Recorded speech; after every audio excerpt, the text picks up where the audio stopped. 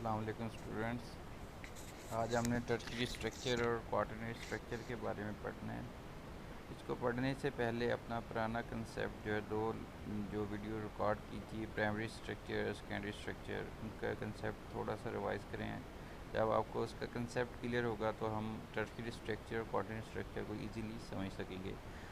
तो अगर मैं रिवाइज़ करूँ तो प्राइमरी स्ट्रक्चर किसी भी प्रोटीन की वो स्ट्रक्चर होती है जो अमाइनो एसिड की सीक्वेंस होती है। अमाइनो एसिड की सिंपल सीक्वेंस जो होती है वो उस प्रोटीन की प्राइमरी स्ट्रक्चर है। अब सेकेंडरी स्ट्रक्चर वो होती है कि जो साइड चेन लगी होती है एक अमाइनो एसिड के साथ, वो चूँकि सिंगल बॉन्डेड होती है वो फ्रीली रोटेट करती हैं।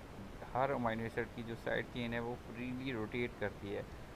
वो फ्रीली रोटेट स्पेस में करती है, जिसको स्पेशल कह लें कि मूवमेंट्स कह लें या स्पेशियल अरेंजमेंट कह लें, वो स्पेस में मौजूद होती है। वो जो साइड चेन्स होती है उनमें आपस में इंटरेक्शन पैदा हो जाती है। वो जो इंटरेक्शन होती है उस वजह से उस चेन की एक स्ट्रक्चर मेंटेन या स्टेबल हो जाती है। उस स्ट्रक्चर को हम सेकेंडरी स्ट्रक्चर कहते हैं।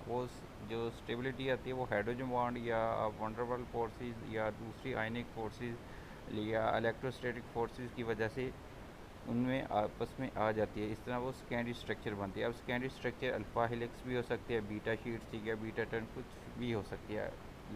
लेकिन उनमें क्या है कि वो जो अमाइनो एसिड्स के जो साइड चेन्स होते हैं उनकी आपस में बॉन्डिंग के साथ जो स्ट्रक्चर बनती है स्टेबल, उसको सेकेंडरी स्ट्रक्चर कहते हैं। और दूसरी इसमें इंपॉर्टेंट बात ये है कि जब भी सेकेंडरी स्ट्रक्चर की जो आपस में बॉन्डिंग बनती है, सपोज हाइड्रोजन बॉन्डिंग, वो अगर सपोज एक अमाइनो एसिड फर्स्ट है, वो बॉन्ड बनाएगा थर्ड या फोर्थ अमाइनो एसिड के साथ, और सेकंड जो होगा वो फिफ्थ या सिक्स के साथ। मतलब यह पहला अमाइनो एसिड तीसरे या चौथे अमाइनो एसिड के साथ बॉन्ड बनाएगा।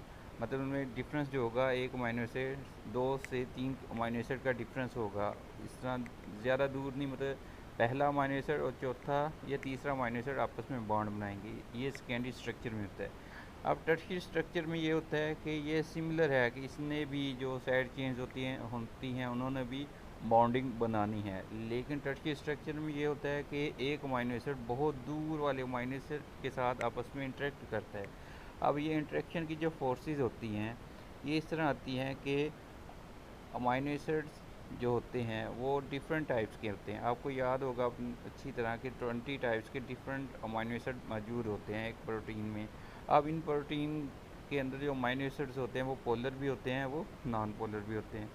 अब ये जो नॉन पोलर अमाइनो एसिड्स होंगे वो क्या होंगे, अगर हम किसी प्रोटीन को एक्वस इन्वायरमेंट में रखें या एक्वस सोल्यूशन में जहाँ पर वाटर ज़्यादा है, तो क्या होंगे, नॉन पोलर जो होंगे वो हाइड्रोफोबिक होते हैं, वो वाटर से दूर भागेंगे। तो क्या होगा, हाइड्रोफोबिक अमाइनो एसिड एक दूसरे के करीब आ जाएंगे, वो किसी भी प्रोटीन की जो इनसाइड कोर स्ट्रक्चर बनाएंगे। अब जो दूसरे अमाइनो एसिड होंगे जो हाइड्रोफिलिक हैं, मतलब नॉन पोलर हैं, वो वाटर की तरफ मूव करेंगे। तो वाटर की तरफ मूव करेंगे तो ये होगा कि इन साइड क्या होगा, हाइड्रोफोबिक अमाइनो एसिड आएंगे, आउटर साइड क्या होगा, हाइड्रोफिलिक अमाइनो एसिड। अब दूर दूर वाले अमाइनो एसिड एक जगह पर इकट्ठे होंगे। अब इन आपस में इंटरेक्शन पैदा होंगी, चाहे वो वंडरवाल फोर्सेस आ जाएँ, डाइसल्फाइड बॉन्ड भी, आयनिक फोर्सेस या हाइड्रोजन बॉन्ड कुछ भी ऑपरेट होकर उस इन फोर्सेस की वजह से एक स्ट्रक्चर मेंटेन हो जाएगी जिसको हम टर्शियरी स्ट्रक्चर कहते हैं।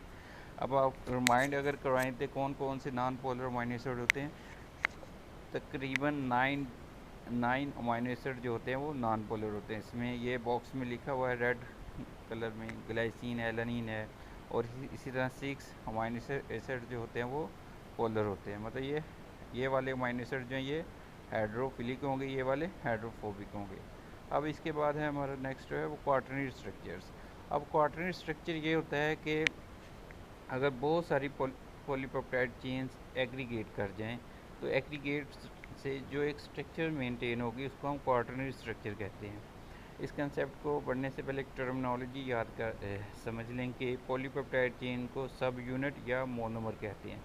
सिंगल पॉलीपेप्टाइड चेन को सब यूनिट या मोनोमर कहते हैं। इसमें यह होता है कि एक जैसे हीमोग्लोबिन है, एक प्रोटीन है, इसमें चार सब यूनिट्स मिलके एक हीमोग्लोबिन प्रोटीन बनाते हैं। जो हीमोग्लोबिन प्रोटीन है वो 4 सब यूनिट का एक कम्प्लेक्स है, एक एग्रीगेट है। ये चारों के चारों सब यूनिट जब इकट्ठे होंगे तो ये हीमोग्लोबिन स्ट्रक्चर बनाते हैं, जो आगे ऑक्सीजन को कैरी करते हैं। अगर इन चारों चारों सब यूनिट में से एक भी मोनोमर्स या सब यूनिट अलग हो जाए तो ये अपना स्ट्रक्चर मेंटेन नहीं करेंगे और अपना फंक्शन भी ये लूज़ कर देंगे।